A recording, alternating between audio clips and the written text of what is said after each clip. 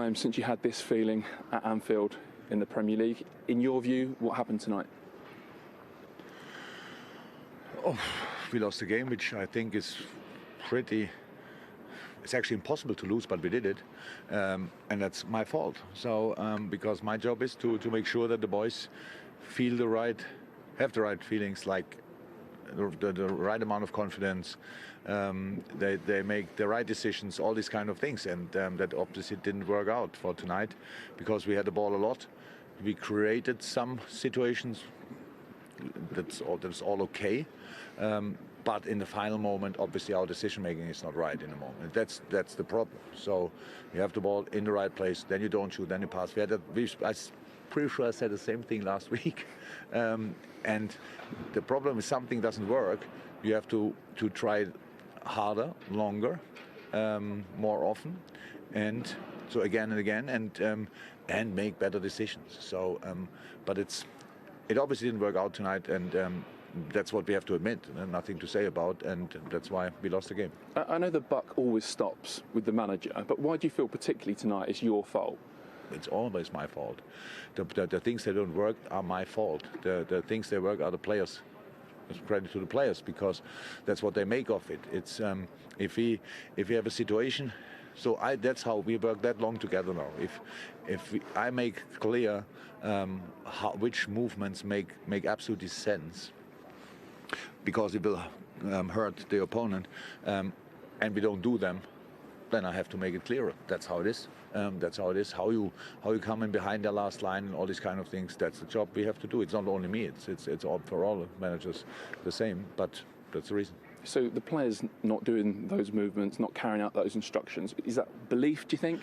No. It's not that they don't want. They obviously it's really difficult to play against this kind of low block. But we did it already. For playing against a low block, helps a lot if you score one goal, and we could have scored it in the first half, we could have scored it in the second half, we could have scored it in plenty of moments, and we didn't.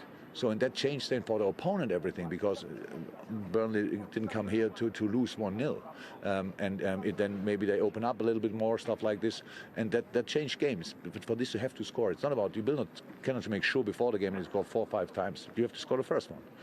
And we obviously don't score the first one, and that makes then the things difficult, because after scoring not that much for a long time, it's not that everybody feels like incredibly confident in these moments, and that's something we have to work on. It's one goal in nearly 90 shots, or almost 90 shots now since Palace. Is that, like, for you, even knowing the players as well as you do, like almost an inexplicable stat for teams usually so free scoring?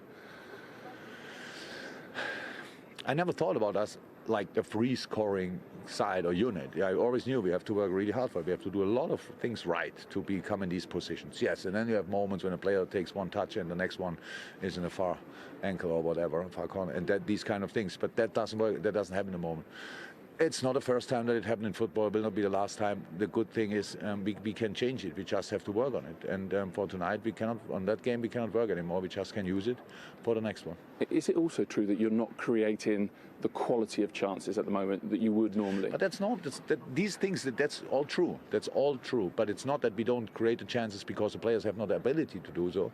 It's because our decision making is the problem. But that's always the problem. The decision making. A good footballer, the difference between a very good footballer and a good footballer is decision making. Making the right stuff in the right moment. So that's it. It's not rocket science. It's not that there are 8 players in front of the box, 1 around the 6 and 1 stays up front. That's how it is. We know that before the game. So now it's not so difficult to come in behind that line. But when you take then the crosses too early and hope that somebody will hit a head in the box, that doesn't make sense. Second half, we had a lot of good moments with Trent, especially where he was in the right place, tried to pass the ball inside, and then we are not in the right moment. And that's a feeling for the boys. They just wait for the cross and then realize when the ball is on its way, oh, it's for me, and then make that move. And it's not about how incredible high your skill set is or big your skill set. It's only about making this decision in that moment.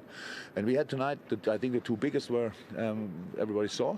If we score in that moment, that would have changed a lot, but we didn't, and so we left the game open and lost the game, which I have to say, I can't believe that we lost it, but it's the truth, and we have to accept that. One more thing I wanted to ask you about: what happened in the tunnel between you and Sean Dyche? Because you looked very animated, judging on body language. Yeah, but that's if he's not talking about it, I will not talk about it. So it's easy as that. I didn't start it, but it's not nothing. All good. Okay, thank you.